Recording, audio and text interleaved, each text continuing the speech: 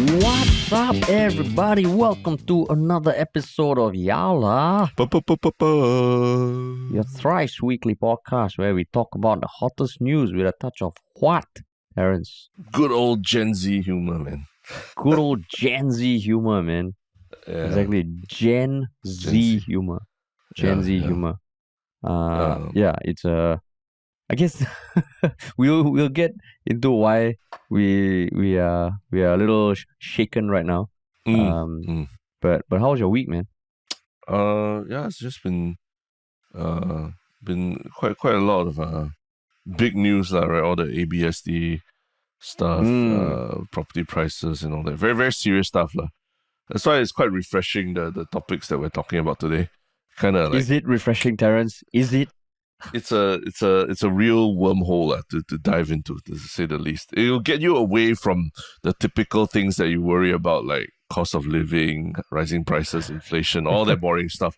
And it'll take you on this wormhole into this journey that you never knew, or this corner of Singapore, or corner of like online Singapore that you never even knew existed. But which has been there. And I guess maybe not for people who are a bit older like us, but holy shit, man. The first topic is a wormhole, is a rabbit hole, is a whatever hole you want to call it. Yeah, but how was your week, man? Week was okay. I think I'm finally feeling the heat more than ever. Like this week was just like, I know I've said before that in this kind of weather I'm always just moist, but this week is like even sleeping I'm like, wow, okay, I think I need to bite the bullet and turn on the aircon, which I don't like to do. Yeah. It's don't know, man. It's all this climate change talk. The only way to combat it is like it's really suffering lah, right? When you sit through that what's the word? I wish I had a GP tutor to tell me what's the best word to use here. Oh, sorry, man, you don't, man. I know one. I know at least one. Yeah, I know at least one. How do you describe the heat here? The heat. What's the one word? What's the word? Is it sweltering or is it searing or what kind of heat is it? I would say like just annoying, because I wouldn't say it's searing. Dude, that's like you get a C for using the annoying heat. The annoying heat in Singapore. Yeah. The annoying heat. You're like, I don't get the vivid picture of what you mean by annoying heat. Annoying. Also, you want something a little more bombastic. Sweltering or the searing heat. Flabbergasting. That could cook an omelette on the road. They could cook an omelette. No, and like Singapore is even like, if you look globally, right, there's certain parts in Spain where the temperature right now is 10 to 15 degrees higher than what it normally is. No, what the hell? That's because crazy. there's apparently a mass of hot, dry air blowing in from Africa, carrying with it dust from the Sahara, and it's 10 to 15 degrees above the seasonal average. It's crazy. That's kind of poetic because we have a lot of people in Singapore also blowing hot air. To use the term, right? Let's just get into it. I also cannot wait. But before that, what's the one thing we need to plug? Our Yalabat YouTube channel just crossed 1,000 subscribers. Stealthily, I must add. Stealthily, yeah. When I say stealthily, it means that we're not monitoring it very closely, like how Desmond Lee is monitoring, housing prices. We're not monitoring our YouTube subscribers very closely. So to me, it felt very stealthy. Yeah. 1,000 subscribers there. I mean, we're also on TikTok and Instagram, but just check us out on other platforms, especially if you have faced issues listening to the full podcast because of like streaming issues, which we are rectifying in parallel. The full podcasts are always on YouTube, courtesy of our teammate Tristen. So yeah. All right. And in case you're asking, like, who the hell listens to podcasts on YouTube? Actually, a lot of people do that, right? That's what we found. See, I have stuff to say about that, but I really was excited about getting into the topic. Then you have to throw in that one step, which I will say, because apparently a report at the end of last year reported that more people listen to podcasts on YouTube than Spotify in the US. Can you believe that? Yeah. Okay, man. Welcome to the Gen Z world. Yeah. Yes. Enough with the small talk, man. We're gonna bring you deep into fucking Jurassic Gen Z, Jurassic with a Z, Jurassic Park. The real Gen Z world that we never knew existed. But yes, what is this topic? It is okay. So if if you have browsed the internet and whatnot at any point, you may have heard about the drama going around about a certain tuition center founder, lah. Brooke Lim, who goes by the moniker of Sugar-esque on social media. So there's a whole drama that's been unfolding and articles being written about it by Straits Times, CNA, Rice Media. South China Morning Post, dude. South China Morning Post, Daily Mail. So yeah, it's international already, lah. Basically on the case of plagiarism, which she's accused, and I guess to a certain extent proven of doing. No, actually proven because she came out and admitted it also. Yeah. It was relating to a long blog post she wrote on her blog about dealing with an eating disorder. But for context, right?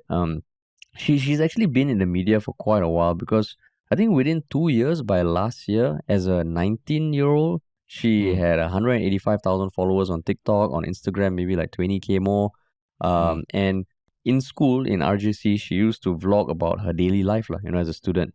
But coming out, she started like a tuition service in December 2022, and within a few months, she had like 100 plus students, and now it's grown. And there were many articles written at the end of last year saying that she made over $200,000 in revenue just from her tuition center, called a Classical Club, which specializes in general paper for A-level students, which is writing. The art of writing, the art of communicating your emotions, your feelings, your thoughts, and not using words like just annoying weather, So I mean, she's quite an influencer. She's got quite a strong following, and she's had a lot of articles written about her being this 19-year-old person who is really starting a business, took a gap year, like put up on a pedestal.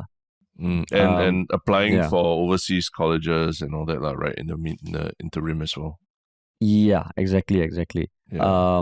And I think she's in the midst of applying to UCLA, which is a very prestigious university.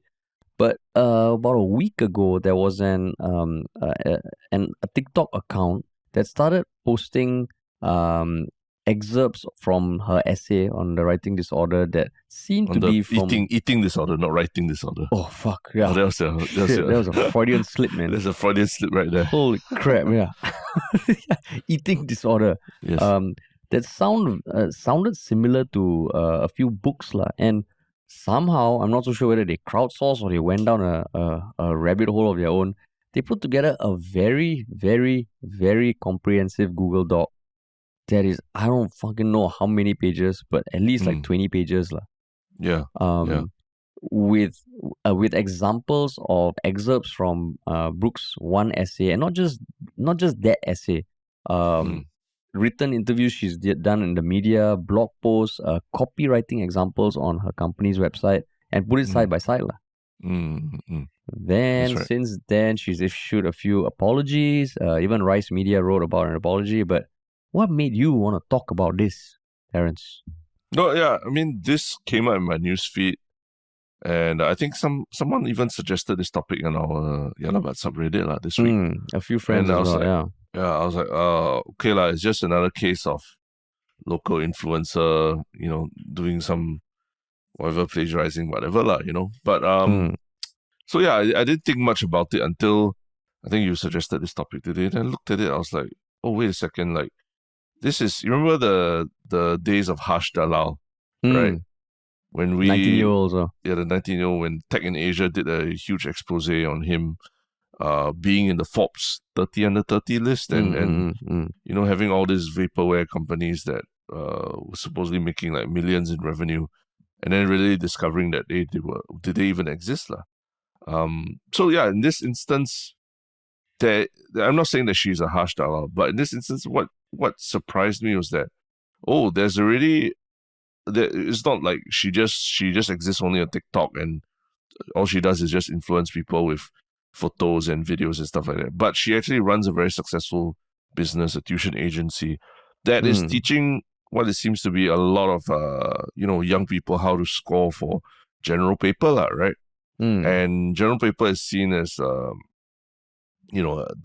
subject, I guess, that is meant to also teach people like a bit about thinking about moral values and things like that.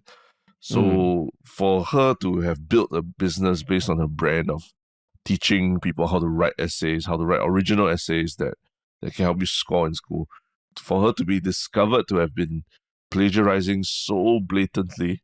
And I did look through some of the screenshots and everything. It is very blatant. I don't think you can deny that it was plagiarized or what. And she herself has come out and said she's very sorry. She wants to apologize to all the authors. So yeah, I realized that this is more than just about someone plagiarizing something from a book or what. It's about someone building a brand, a whole business around, and a whole image around herself that she's this original thinker, entrepreneur, go-getter, blah, blah, blah, but who was taking the efforts and works of others to help her build that brand without properly crediting them or even anything. So it's really about the ethics of doing it as well. So that's why I was like, okay, this is a pretty interesting discussion to have. Has she done something that is so irretrievably wrong that we shouldn't be letting our kids go to her for GP tuition or what, right?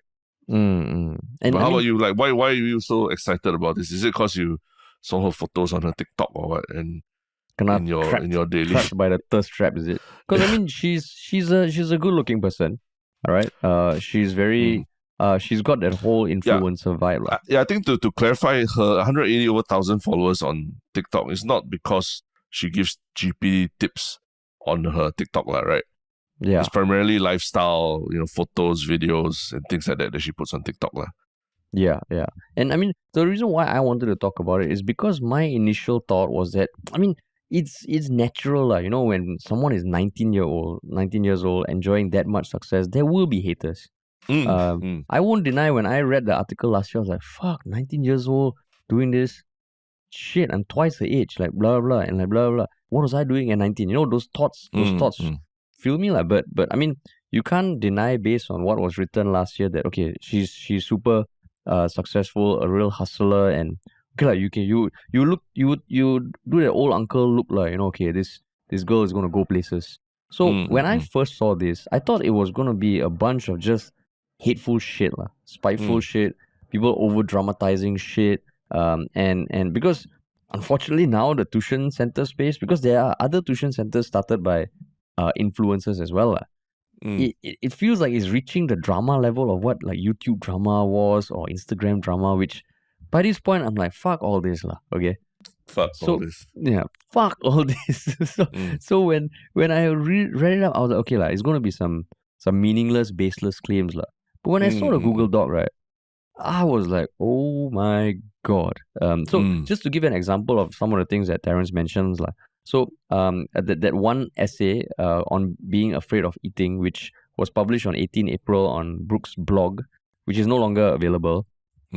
Basically, the one essay, the empty a memoir by Susan Burton, she would write a line like, on the morning of my first day of school, I stood on the pebbly white surface of the bathroom scale. What Brooke wrote, on the first morning of the September holidays, I stood naked on the pastel green surface of the bathroom scale. And the whole paragraph, there's even that whole paragraph goes on, and it is very similar. The first one is lighter than I'd ever been in adolescence. Brooke is lighter than I'd ever been in adolescence. I didn't see the peril. I didn't see the danger. Then even some let me see. There was one about. There were times I ate so much food that I worried something bad could happen to my body. There were times I ate so much food that I worried something bad could happen to my body. So there were instances of literal, just copy and paste. And then that's the essay. And then when you look at the video, the written interviews with the media publication, I can't remember, it is CNA or something. So yeah, the Ladies Q. Okay, not CNA, but is an entrepreneur series So she copied stuff from an interview by Whitney Wolfe Herd, who is the founder of Bumble, about women's issues and certain responses to that Then there are other GP essays which Brooke has shared before, which also copies from other articles. The copy on her website, like the FAQs, these people have taken PDF screenshots also and uploaded that So when you look at it, you're like, oh, damn. It is damning But then even then, right, when we do our website copy and for Folklory and writing the descriptions, I don't deny looking at other websites. you know. Mm, mm, But you can be inspired, but to copy wholeheartedly like that is next level. Lah. But then, mm, like what you said, she's in the business of teaching people to write creatively and originally. mm, Then mm, I was like, oh my God. And then you realize 2 years ago, she accused another tuition center of plagiarism. mm, That's And right. then and then you watch her apology video. So I mean, just based on that, I was like, oh my God. That's why we needed to push back the start time of this podcast because we were like, hey, fuck, need 10 more minutes. Hey, fuck, Yeah, it's like two, 5 more minutes. it's like two uncles suddenly discovering TikTok and like, Yeah. oh fuck, like I got to figure out how this app works. But the truth is, there's a lot of content out there talking about her, lah, right? So that's what we're trying to consume. Yeah. And I mean, another thing is that if you read the articles that have been written based off her apology, you watch her apology videos, she's actually very eloquent Mm, and very articulate. And when I read the Rice Media piece, I almost felt a little like, okay lah, she's owning up to her mistakes. She's 19. She's running a business. She has employees. She has hundreds of students. Her apology is better than a lot of other apologies out there lah. Then I got confused, and then this. So that was my thought, my evolution of thought process lah. What about you you? said her apology is better than other apologies, are you saying? Maybe her written apology in Rice Media, like during the I think, interview. yeah. I think Did you you watch? need to differentiate. Yeah, I need to differentiate the Rice Media interview from Yeah. the video that she has put out on TikTok as well. Because actually watching her apology video on TikTok, I felt that it wasn't very sincere lah. Yeah. It's two different. Yeah, two very different. Yeah, very things. different vibes. Maybe because Rice Media was also knows what questions to ask also lah, right? And to get that correct soundbite. But when she makes her own apology video. She references the instances of her plagiarizing as I'm paraphrasing. Let me just put it out there. I think she was saying that she was inspired by a lot of these things that she's not inspired, but she's been inspired by a lot of these things that she wrote, she read, and maybe in some way she has ended up taking the ideas from there and lifting them and without realizing what she was doing, So I found that to be a bit disingenuous because when you really look at the text, there is a very clear effort on her part when she lifted the text and then put it in her own blog post. It's very clear effort to lift, the basic structure of how it's written, but just change minor words here and there, right? Which is it's not even, I wouldn't even consider that paraphrasing. It's just basically changing small details. I think when you paraphrase, you actually change the sentence structure or what, and it's a bit different. So, and she contextualized her like she once loved tacos and chili. She once loved nuggets and spicy samosas. Yeah, things like that. Yeah. So, intellectually, that's an act of theft, intellectual theft, when you take someone's words and the way you structure everything and put them as your own, right? So I felt, and she said, she said she owns up to everything. She apologized to it, but she also subsequently says, in no way was that blog post monetized, or was I earning money or anything from it. But like I mentioned at the very start, is that all this that she's doing, writing well, all that is part of her brand, right? Her brand that helps her market herself as a very good GP tutor in a GP tuition center. So you gotta question, which is something that the Sugar-esque essay, which is the account that broke this thing, right? They say that if this person is, even for a blog post, would plagiarize, literally plagiarize from 5 different books and all that. What about the essays? What about the essays that they are teaching people to write and things like that? What does it say about her as a person and the ethics around plagiarizing for academic work, for your university admission essays and even your job interviews, the cover letters and things you have to write as well, which I think is a legitimate question, right? Like when you plagiarize something within your own field in which you're making money from, right? Yeah. And I think just to add on to everything, so even after this whole plagiarism story broke, I think there are some other TikTok influencers who have come forward and accused her of even stealing their content from TikTok to use as social media tips on her website lah. So apparently, I think on the tuition center's website, they charge I think $15 to be able to view more exclusive content on the website. And I believe I've not paid the $15 myself, but I believe a lot of the tips are more short form social media kind of clips lah, right?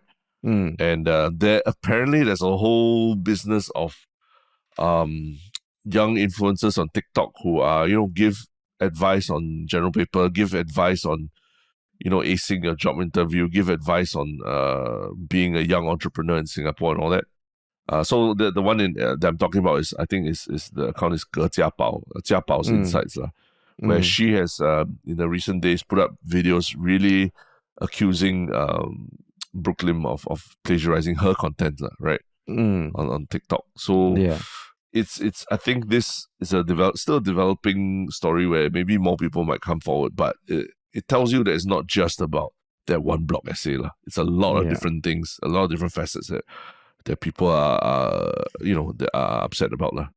But then, bro, Brooke already got a video debunking Jia Bao's claims, where she goes line by line, debunking Jia Bao's claims of her plagiarism.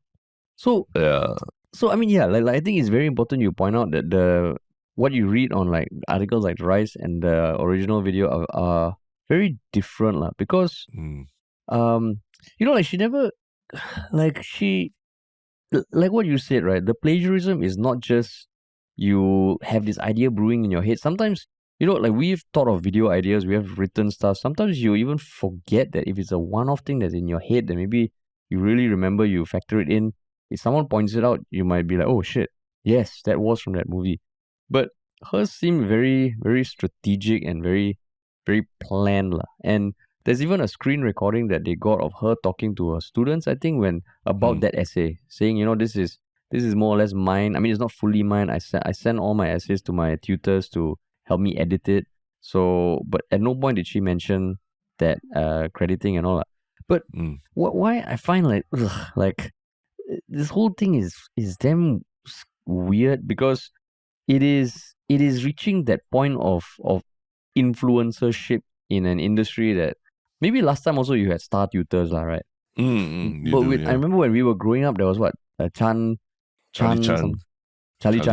Yeah, Charlie Chan. And wow, I was a student of Charlie Chan, so yeah. You were a student of Charlie Chan. Then you realize it's a cult, is it? No. He was good, I think he was good. Yeah, I would attribute my getting A in physics and all that to him lah. Yeah. Yeah, I had one Malay tuition teacher in primary school who after 3 lessons she didn't come back. So you were the problem. I don't know why, no. Like primary school, I was such a wuss. I was an obedient kid. I don't know why the hell she didn't come back. I don't know. But so that's just childhood trauma lah. That's a whole podcast by itself. I could help you lay out all the details about why. The Malay tuition teacher who never came back. I got ghosted, no, bro. I got ghosted by a Malay tuition teacher. Yeah, but anyway, this one, the thing is, it is going into that zone already. That whole thing about influencers. I mean, some of the comments are, they're like, oh, another non-qualified influencer offering a service. What makes her qualified? Then it's like, no lah, that's not a fair statement. But it does reek of like what you say lah, that harsh dalal thing. Like, are you even selling a proper product, or is it the packaging? Because the way they market their company, they hold certain lessons in Mandarin Oriental, no, where they subsidize the cost for the students. And she has been quoted saying, I want to show them like what ambition can give you lah. And then she's on a elevated platform and teaching and all. And I think she also subsequently clarified that that was it was because it was also during the pandemic, where a lot of students couldn't have their prom. Prom usually takes place in a hotel ballroom and all that, right? So she wanted to just give them that experience, which I thought, okay, I mean, quite nice, right? Quite nice. And if you're not charging them extra for this, fine, take the publicity and do it lah. But it's not a bad thing lah, yeah. But what I feel about is that ultimately, I mean, she even said in her apology video that she has given. She has sent emails to all her students, and if they want a full refund, they will be refunded, no questions asked. Even though on Reddit there are some people saying, "Hey, I never receive email," but that's just hearsay lah. But what worries me is that I don't know how receptive parents would be to this case because a lot of it exists online, right? I mean, we mm. live in the world of online, and I didn't know the rabbit hole was so deep. Yeah. And how much they would see this whole thing as a red flag. Because to me, it's a big ass red flag, lah. You know, like if the teacher you're sending or the school you're sending your kids to have the founder is so methodical about plagiarizing for her own essay, right? Something feels a bit off, lah. But I have a feeling that it's really not going to change much, Yeah. and that's what yeah. worries me. Yeah, and you know the one thing that maybe is a bit harder for you and me to talk about because we are both guys, lah, right? Is the fact that the blog post is not just a blog post about current affairs or anything. It's a blog post about someone's personal experience with an eating disorder, lah, right? And to take other people's experiences and use them and to lift them and use them on your own, I feel it's a really I mean, doesn't even bother on it's not even insensitive. It's just like really asshole behavior, lah, right? Yeah. To take someone's sad story and you know, like personal experience with struggling with eating disorder and to pass that off as your own just by changing a few details, it's really distasteful, right, to say the least. And she didn't do it to one, she did it to five. Think she mentioned in an apology video, you know, maybe I should have given them credit and all that. But that's the thing, you're not writing a dissertation or an essay for school, you're writing something that was someone else's personal lived experience, you see. So it's like someone taking your experience with your grandmother, like, you know, and then saying that, that was my grandmother, and that's how you know how it was in the past, right? There's just something about it that feels really intrusive to any survivor of this kind of like traumatic experience and all, which you know, like for me, if you know someone were to take my kind of traumatic experiences I had with like losing my child or that, and then pass that off as their own, saying that they know how it feels, like I'll be really, really not just insulted, but it's very hurtful, right? When people do that and almost like cheapens your own not say cheapens, but like it just makes light of your own experience, right? So yeah. That's where I feel like that's the part that a lot of people are not talking about as well, is that it's not just any kind of plagiarizing, it's taking someone else's lived experiences and passing it off as your own, which is, I mean, it's like Anna Delvey. It's almost like inventing Anna levels of like bullshit already, right? But even Anna Delvey, you can argue that she was targeting, you know, the investors who like banks, you know, and like all this part of the elite society. Like, I think what you said is a very, very important point, that she, even in the to a Telegram group, when she shared this, she said, I want to be more vulnerable online. You know, and to do that, then it almost makes it seem like, okay, did you actually suffer from an eating disorder? And it calls into question her own experience. But like what you said, right, then it becomes like a commodity that you're using for marketing material.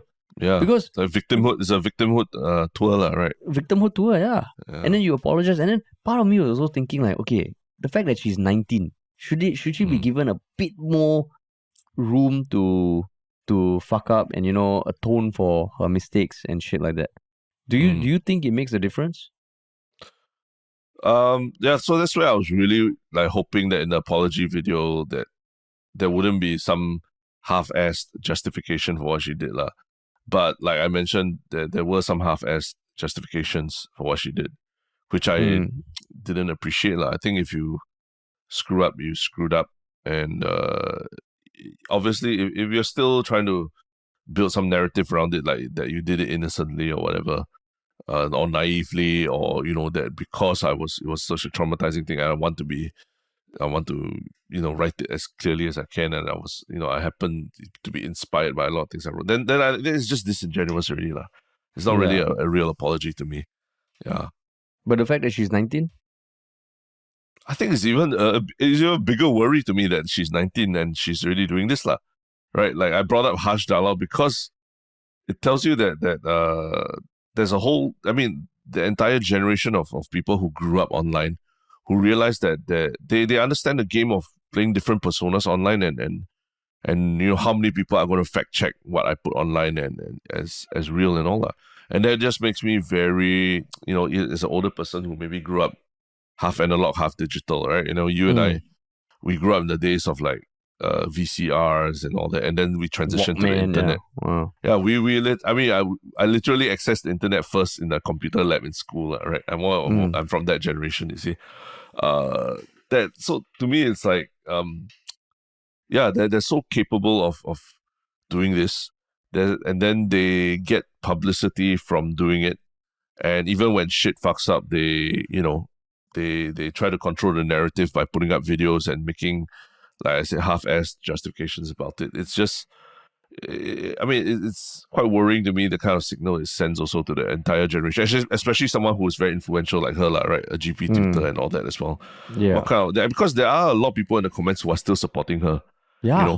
Saying, so many. yeah, she made a mistake, she apologized, really, why are you all still here commenting and blah, blah, things like that. But not realizing that, what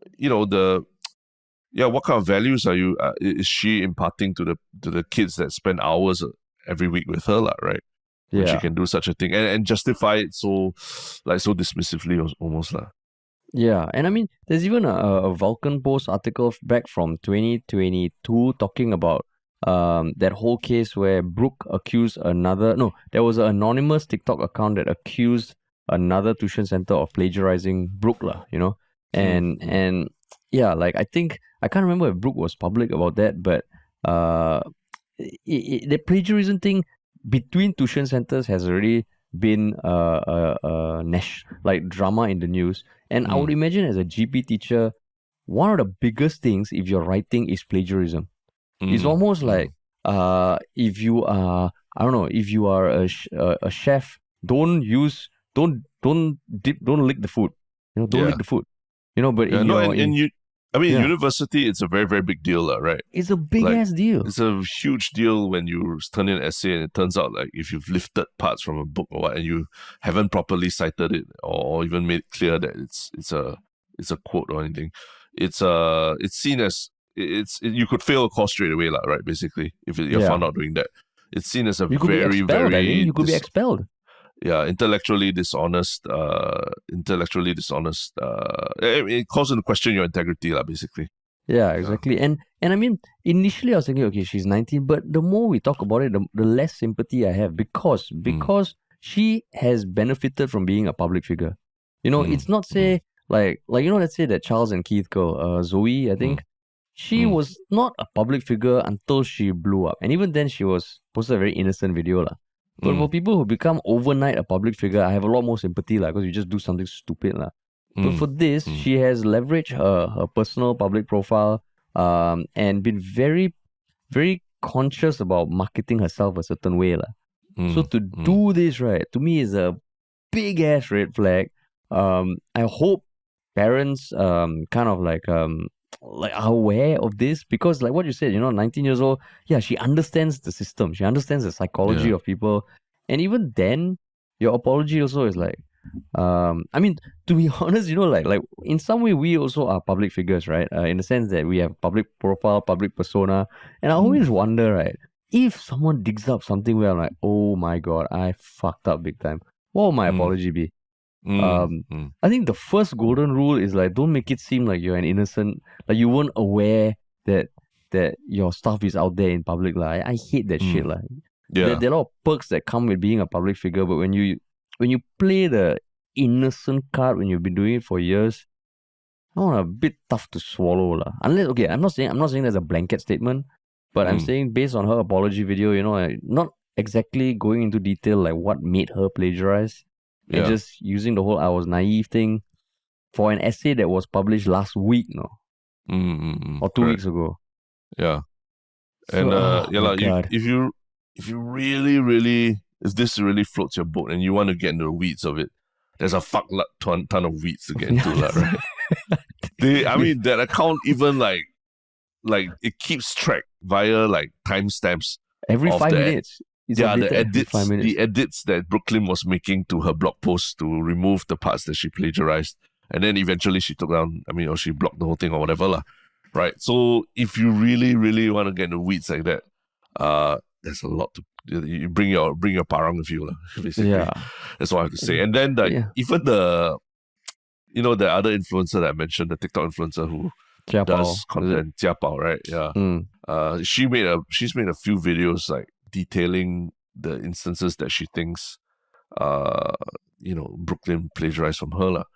And I just found one part that I thought was damn funny, because I think Jia Bao has, I believe she's taken a few gap years. It's not just one gap year, but she's taken a few gap years after school to pursue this content creator life a little bit lah. And then she's like, I think at one point she was almost like taunting like Brooke Lim. She's 19. You know how old I am? I'm 23. I'm 23. That's the difference between you and me. I have that life experience that allows me to talk about things in GP and all. Then I'm like, what? At 23, I was still drooling and still like trying to get out of my bed and not playing video games and stuff. So I was like, wow, is the difference between 19 and 23 really so big that it makes a big deal? But I guess in the world of 19, TikTok influencing, it's a big deal. Yeah. No, and when you're 19, 4 years bigger difference lah, Like if you're a 23-year-old person dating a 19-year-old, people are like, oh, that's younger, But if you're 57 years old dating a 54, people will be like, yeah, so what, Yeah. But kids. I think kids like just remember that 1 year gap between you and your senior. It eventually becomes negligible after a few once you enter your like 20s and 30s. Yeah, but that doesn't mean that you go and look at like some 12-year-old now and say, okay, in 20 years that person will be okay for me. No, okay. Don't think about that shit. Okay, no, no. But yeah, so ultimately, like there's a lot of people who listen to our podcast who are or from a bit older parents or something like that. What do you think is the big takeaway from this whole thing that they should get if they're not willing to, wear their army fatigues and carry the parang and jump into the weeds of this thing? I mean, it's almost like if any company or person sounds too good to be true, right? Just be a little like, is it? Really? Is it? Just I think, especially when it comes to marketing products to like children and kids, not to say be super skeptical, but maybe just be a little more wary lah. And I think it's just an important thing to teach your kids as well, right? The people that they place on pedestals and worship and as so I respect this person so much, I think it's very dangerous to just based on someone's TikTok reach or the articles that are written about their media. It's very dangerous to just base your opinion of them on those things, because as we know and as we've discovered, they're so easily manipulated, right?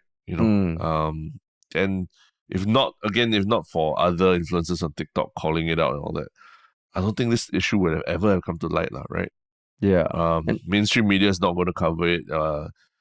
Complaining to case or whatever is not going to do shit for you, So you just have to really teach your kid to I mean, in the spirit of general paper, approach things with a critical mind, right? Don't take everything at face value, yeah. And just so happened that yesterday we had lunch with a lawyer friend, and like he was saying, like in certain industries, your reputation, like people like your reputation kind of can give you a little wiggle room in the event of like, okay, you get a little something off.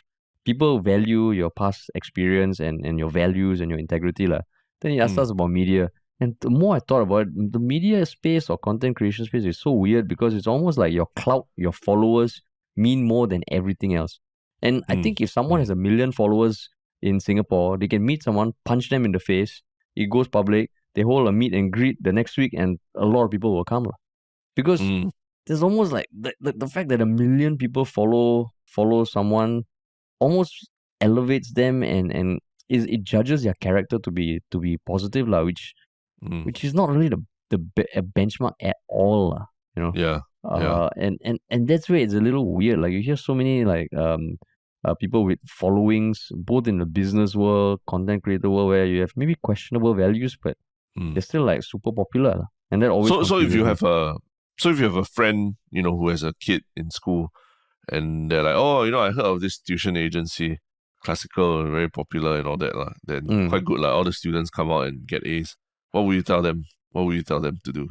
I'll say, do you know the founder was caught with like very blatant plagiarism? And I mean, You can watch her apology video and all that. And if You they you still are the want to guy that you continue, right? whip out the apology video and No, show no, no, them no, on no, your no. phone. I won't whip it out and show it there. Maybe I'll send a link or I'll send Uh, something. But I mean, if after that they still choose, I mean, for all we know, they might really be providing a good service. You know, you send mm, your kid there.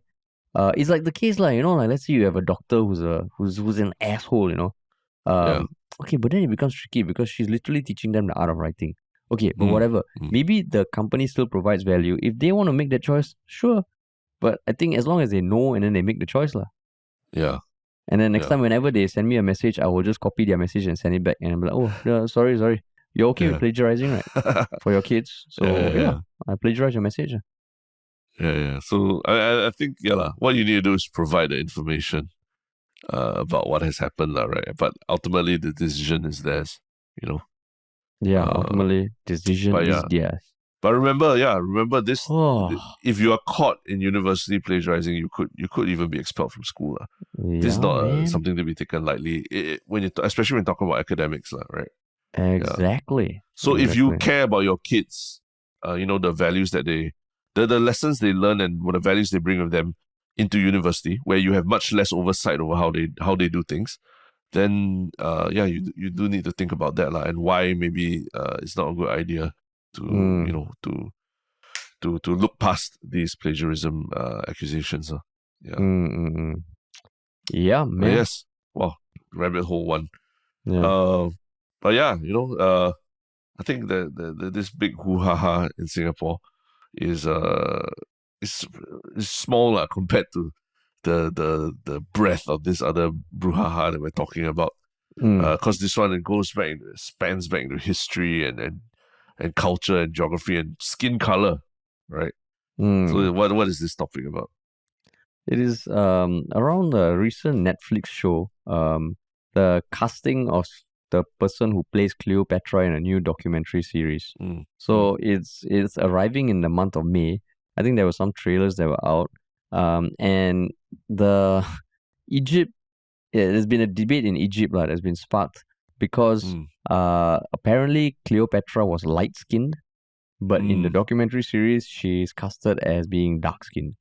mm. And of course, it doesn't help that the show is produced and narrated by Jada Pinkett Smith, who Yeah. isn't the most doesn't have the most positive reputation after the little Mm. kerfuffle at last year's Oscars. Yeah. So when you see this, you're like, oh, this is a mother rabbit hole. Yeah. Like it goes back centuries lah. And But why then do I you want think to talk about this? um I think because it's an interesting well, this you're asking me like it's a GP question like that. Yeah. It's an What are your amalgamation of like a lot of different issues that are going on whether in the West and the rest of the world as well, right? mm, Because firstly I think like this I think we have to clarify that this is not a fictionalized story, like it's a documentary, right? So it purports to be, talking about historically significant events and all. So I think the representation or accuracy of how things are depicted is pretty important, right? That's mm, one thing. Second thing is that actually, from what I understand, the racial makeup of Cleopatra and all is still up for a lot of scholarly debate. No? Like there's still a lot mm, of different scholarly opinions about it. It's not fixed, but the sense I get is that people in Egypt are angry because this whole that part of their history and everything is being dragged into these cultural wars that are happening in the US, right? mm, About black representation in media and things like that. So that's the part that is riling a lot of people in Egypt up, because I think in Egypt it's from what I understand, race and skin color, all that, it's a much more fluid kind of the idea of it is much more fluid, right? It's not mm, so clearly segmented as it is in the US, where racial issues have really come to the fore in the last decade or so, right? So mm. that's where people in Egypt are really up in arms about this, that part of history is now being dragged into these cultural wars that are taking place in America as well. Yeah, because like what you said, like it's not really confirmed what she looked like. There's a lot of scholarly debate about the fact that, I mean, she was born in 69 AD, I believe. So Mm, at that point in time, it was the one argument is that, Cleopatra ruled in Egypt long before the Arab settlement in North Africa. If the maternal side of a family were indigenous women, they would have been African, and this should be reflected in contemporary representations of Cleopatra. mm, And then there are the counter saying that, okay, so let's see, I mean, some people saying that whether the skin is less about the racial issue, but more about being factually correct, lah. mm, mm, And those are some of the arguments about how to think about this, lah. mm, But I mean, I couldn't find anything that really talks about what she was supposed to look like, lah. Right? It's either depictions on hieroglyphics, or mm. actually, what literature is there that talks about her skin color? I don't Nothing know much, about right? skin color per se, but they say that she's Macedonian Greek, lah, right? Mm, Meaning more likely that she was blonde and probably lighter skinned and all that, right? mm, So that's another thing, right? Where skin color and race and all that, uh, these can actually be very separate issues, lah, right? Skin color, mm. race, nationality, all these things. These are separate spheres, but it seems like a lot of that is now overlapping in the casting of the show, lah, right? Yeah, And the discussion and the controversy that is also causing now, lor. but I mean, the person who plays Cleopatra herself is let's see. Oh, sorry, Cleopatra was born in 69 BC, not AD. Mm, But the person who was casted as Cleopatra is actually biracial, mm, Adele James. Because mm, part of me was like, okay, could this have been avoided? Uh, mm, this is not the first time that a historical show, be it a documentary or a film or a TV shows, has kind of found itself in the waters of like, what did someone look like back then, right? mm, mm, And is there anything that could have prevented this sort of thing? Like you cast someone who could almost be like I mean, for lack of a better option, like Meghan Markle, for example. mm, mm, mm. Is she no? But she's still seen. I mean, she's biracial, right? Biracial, yeah, yeah, But even then, okay, like skin color would still be an issue. yeah. So I don't know, man. Like, how else to? Maybe you do half the show in with someone in one color, then half the show in someone in another color. I mean, Elizabeth Taylor played Cleopatra in the 60s, right? Like 60s in the different movies. lah. Yeah, yeah. So I think that's people who are pulling that up as, oh, what about back then when Elizabeth Taylor? It's difficult because that was a very different era, very different time as well, right? Yeah. I think there's also some people say, how about didn't Eddie Redmayne? He's like straight straight male and everything, and didn't he play like a transgender person in I think the Danish, is it the Danish girl? Yeah, the That show, Danish yeah. girl. So what about those things and all that, right? So again, that not nothing to do with race, nothing to do with race, but to do with people's gender. But then So you got yeah, Emma Stone. You got Emma Stone in the Hawaiian yeah, show. yeah. Scarlett But I Johansson mean, in the. you could argue that that's fictionalized, lah. Like in the more recent context, the Little Mermaid now, for example, Ariel is she used to be depicted in the Disney animation as what seems to be a white person with red hair, lah, right? Mm, Now she's being played by a black actress, lah, right? mm, And I think people have just accepted it. Okay, lah, that's the decision that they've made for fictionalized for work of fiction, lah, basically, where it mm. doesn't matter as much. But in this case, because Cleopatra is so tied to the Egyptian cultural and national identity, that's why I think it's ruffling a lot more feathers, lah, right? Than say even someone like Eddie Redmayne and the Danish girl and all that, lah. Yeah, yeah. Because I mean, in our own Singaporean case of like race watering, we had Dennis Chu Hmm. who played a Makcik, a Chinese uncle, and a Indian macha, Yeah, all yeah. at the same time, But Yeah, yeah. because they were fictional characters, yeah, lah, the repercussions were a different kind of repercussions, lah. Yeah. So But I've seen online quarters people calling this blackwashing, like blackwashing piece of history and all. So what do you think of that? Like is that a valid criticism of it?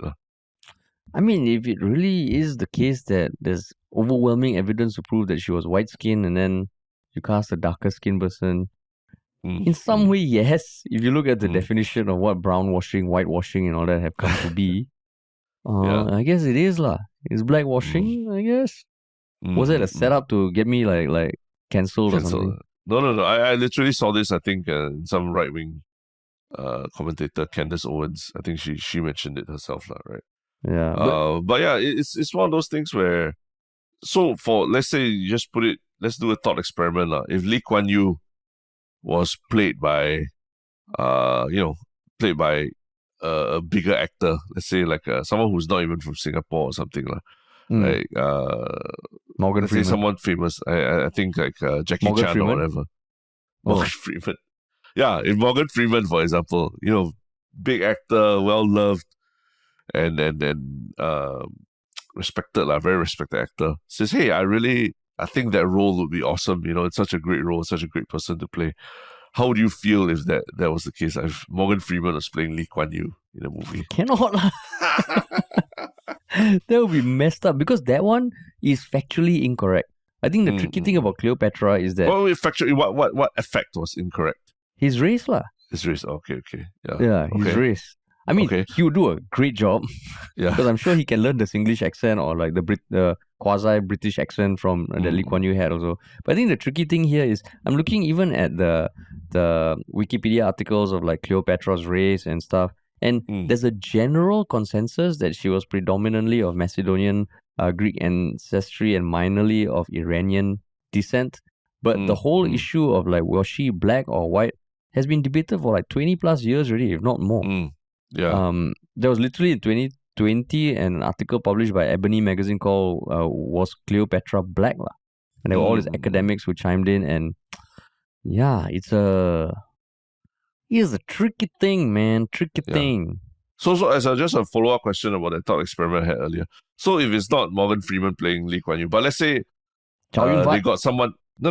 Let's say they got a young, Henry Golding, for example, to play the young Lee Kuan Yew, in the founding days of Singapore and all. How do you think people react to Henry Golding being cast as Lee Kuan Yew? Confirm cannot also. Why cannot? Because he's not Chinese. Well, he was in Crazy Rich Asians, right? He says, he played.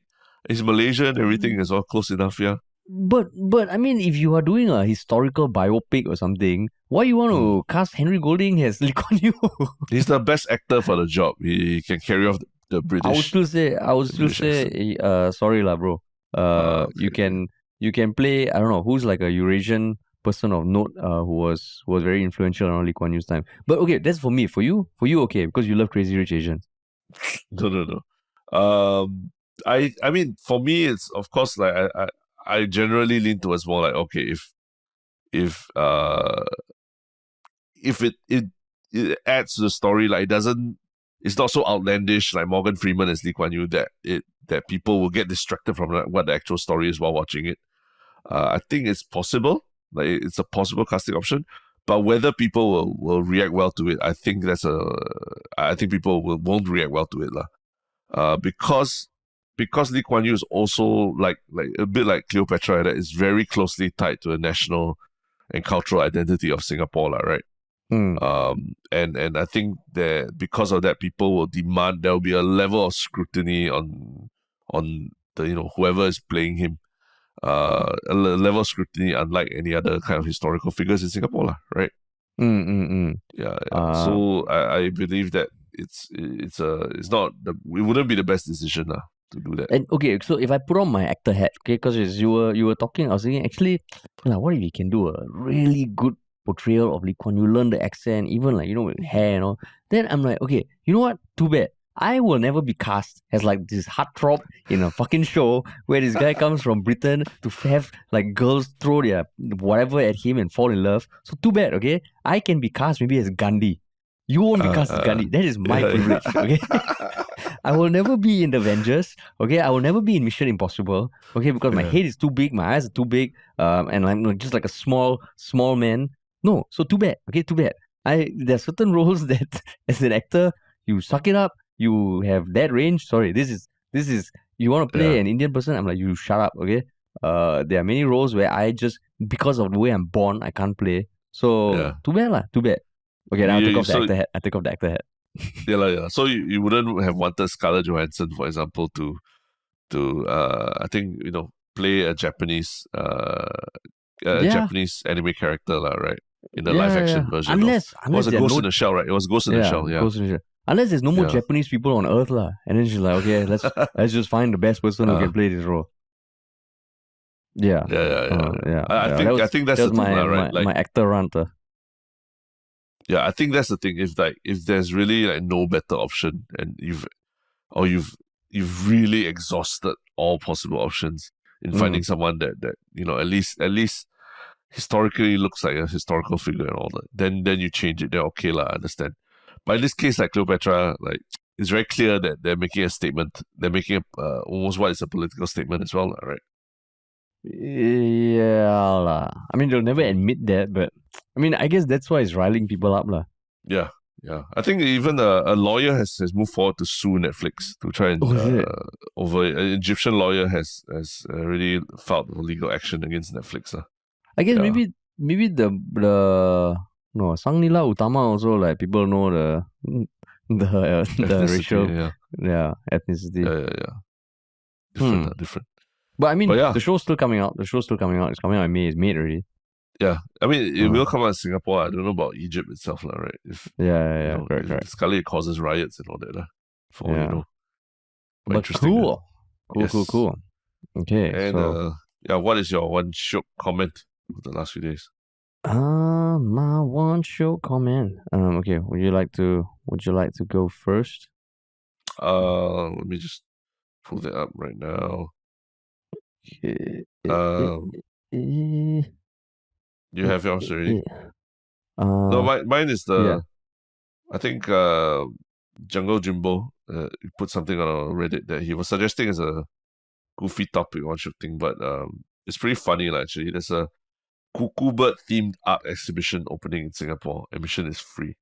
So it's there's literally, I think in Little India or what, there's literally an art exhibition where everything is phallic shaped and phallic themed in the art exhibition. So it's it's not just about paintings or what. There's like installations, plushies, and a lot of other things in this exhibition. It's called the Chin Chin Art Exhibition, and apparently Chin Chin means wee in Japanese. So it's by a Prague-based Japanese artist, Yui Ozaki. So I mean, it's a suggestion, but I mean, I'm kind of like copying it. It's a pretty interesting thing that I would never heard of if someone didn't come on our subreddit and tell us about it. But do you think it's a good way to market the exhibition as Cuckoo Bird Exhibition? Because at first I thought that was the name of the exhibition, but it has nothing to do with the term Cuckoo Bird. Yeah, it does. It doesn't. But maybe it's just to, like to get the attention of people in Singapore, right? Like if you said Chin Chin in Singapore, people wouldn't understand what it is. If you said phallic shape, people will be like, huh? What's that word mean? Yeah. Cuckoo bird, everyone knows. Cuckoo bird. Yeah, cuckoo bird, everyone knows, right?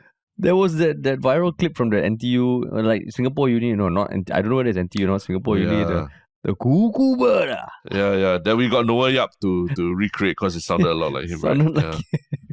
Yeah. Pretty interesting. I remember seeing it. Okay, so my one Shiok comment is from Kim Ji Hoon, who is I think commented before on the Yalabat podcast with Joe Tan through Yalabat 3 and 9, who said, I can foresee Joe Tan having her own podcast called Happy Place, which is the name of an upcoming play. When it happens, I will definitely be the first listener, which is great because even we were telling Joe that, hey, you got radio experience, you said radio was maybe not the most free, you got a good voice and all that. Yeah, maybe she will start a podcast. You never know. Yeah. So yeah. But yeah, Yeah. I think that you can still get tickets for a happy place. I think Yep. it should be pretty interesting. Should be If you interesting. wanna see Joe Tan do catcher then. Yeah. Okay, cool. And about your The one one shot thing. shot thing. Yeah, my one Mine shot is thing a is oh, okay, you go.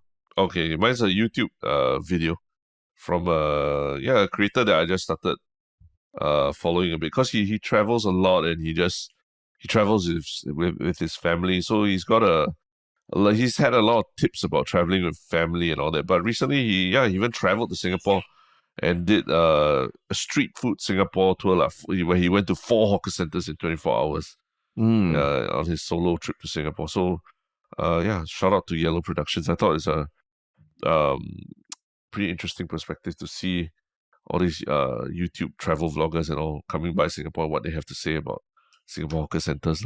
Yeah. Cool. Okay, What is your one shot thing?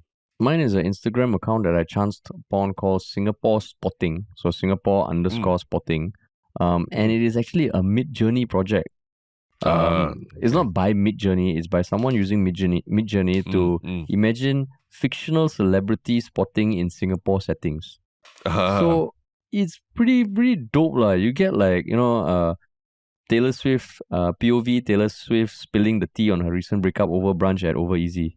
And then Gordon Ramsay at Geylang Serai Bazaar deciding whether to buy Epok Epok or Ramly Burger. And you look at the photos, it's pretty. I mean, okay, if you look closely, you can tell that, okay, some of them you can tell, okay, doesn't look the most real, but some of them are fucking great, man. Like Neymar playing football at Ang Mo Kio. So it's pretty awesome, man. Whoever's behind this, I mean, like, this is some cool ass shit. I think there's so much fun to be had here, lah. Spider-Man taking the MRT and all, and it looks like actual nice photos. So kudos to this post, to this account. It's on Instagram, lah. Yeah, it's on Instagram. Singapore_spotting. Link in the show notes. Cool.